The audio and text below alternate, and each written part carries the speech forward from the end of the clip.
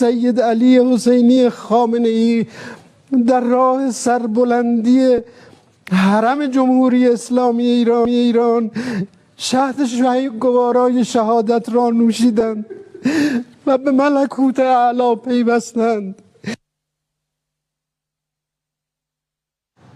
ایرانی سرکاری میڈیا جو رقت آمیز انداز میں وہ بتا رہے ہیں کہ خامنہئی اب اس دنیا میں نہیں رہے ہیں. ماہر امور مشرق وسطیٰ منصور جعفر صاحب ہمارے ساتھ موجود ہیں. منصور جعفر صاحب، خامنہئی کے ساتھ اور اسرائیلی میڈیا یہ بھی دعویٰ کر رہا ہے کہ دیگر درجنوں ساتھی ان کے ساتھ شہید ہوئے ہیں. تو امریکہ کی جانب سے یہ دعویٰ کیا جا رہا تھا، اسرائیل کی جانب سے بھی دعویٰ کیا جا رہا تھا کہ اہداف کے حصول تک یہ جنگ جاری رہے گی.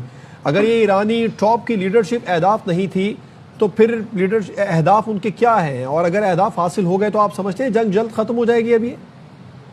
جی، امریکہ کی طرف سے جو بھی اور اسرائیل کی طرف سے جن اہداف کا بھی اعلان کیا گیا ہے وہ ماضی میں بھی ان کے پورے نہیں ہوئے. ان کا ہدف جو ہے وہ کوئی ڈکلیئرڈ ہدف اس لحاظ سے نہیں ہے کہ کبھی وہ نیوکلیر ایشو کو بنیاد بناتے ہیں، کبھی وہ وہاں پہ رجیم چینج کے ایجنڈے کی بات کرتے ہیں، کبھی وہ ایرانی عوام کو بڑا خوشحالی کے پیغامات دیتے ہیں. تو ایسے میں خود ایک بڑی کنفیوز لیڈرشپ ہے اس جنگ کی.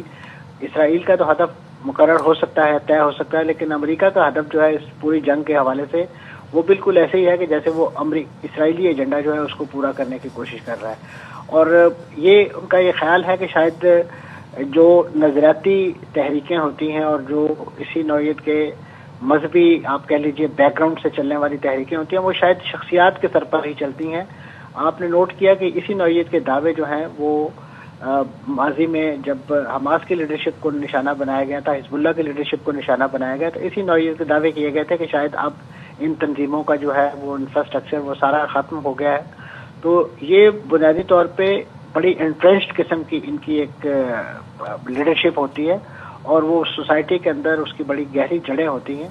اس حوالے سے ایک فرد کے جانے سے یا ایک لیڈر کے جانے سے جو ہے وہ پوری تحریک اور پورا نظریہ جو ہے وہ کبھی ختم نہیں ہوتا. تو لہذا امریکہ اور اسرائیل کو اس چیز کو سمجھنا چاہیے کہ جس آئیڈیالوجی پر یہ پورا انقلاب قائم کیا گیا تھا وہ آج بھی موجود ہے اور اس کے سپورٹر اور حمایتی مختلف درجوں میں اس وقت بھی ایران کے اندر موجود ہیں.